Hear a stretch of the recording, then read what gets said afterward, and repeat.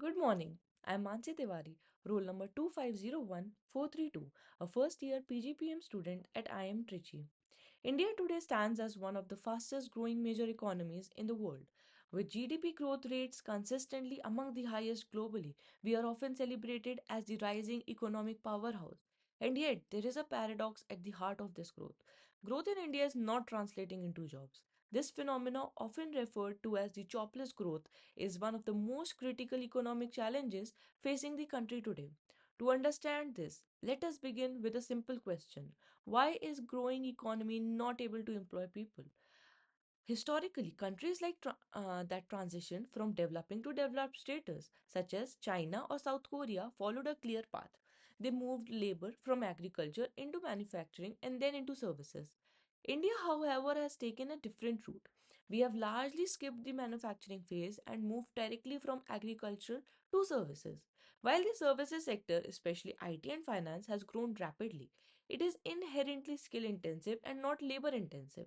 It simply cannot absorb millions of workers entering the workforce every year.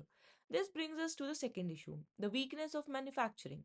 Despite initiatives like Make in India, manufacturing contributes only around 15 to 17% of the GDP, to far lower than what is needed to generate mass employment. Structural issues such as complex labor laws, high logistics costs, infrastructure bottlenecks, and global competition have limited India's ability to become a manufacturing hub. As a result, millions of workers are pushed into what economists call the informal sector. Today, nearly 80 to 90% of India's workforce is employed informally. These are street vendors, gig workers, daily wage laborers, people without job security, social protection, or stable incomes. This is not just an employment issue, it is a quality of employment issue. Let me put it simply, India is not facing the shortage of jobs, it is facing a shortage of good jobs. Now, what are the consequences of this? First, it leads to income instability, which reduces consumption demand in the economy. Second, it exacerbates income inequality as high skilled workers benefit disproportionately. Third, it creates social and political pressures, particularly among the youth. So, what can be done?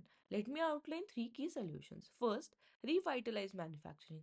India must aim to increase manufacturing share of GDP to at least 25% over the next decade. This requires simplifying labor regulations, investing in industrial corridors, reducing logistics costs, and encouraging export oriented industries. Sectors like electronics, textiles, and semiconductor can be major job creators. Second, skill development at scale. We must align education with industry needs. Programs like Skill India needs to move beyond certification to actual employability. This includes vocational training, apprenticeships, and stronger industry academia partnerships. The goal should be to make India not just a knowledge economy but a skilled workforce economy. Third, formalization of the workforce. We need to bring informal workers into the formal economy.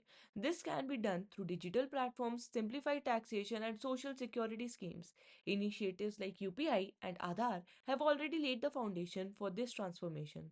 Now, let us consider the timeline.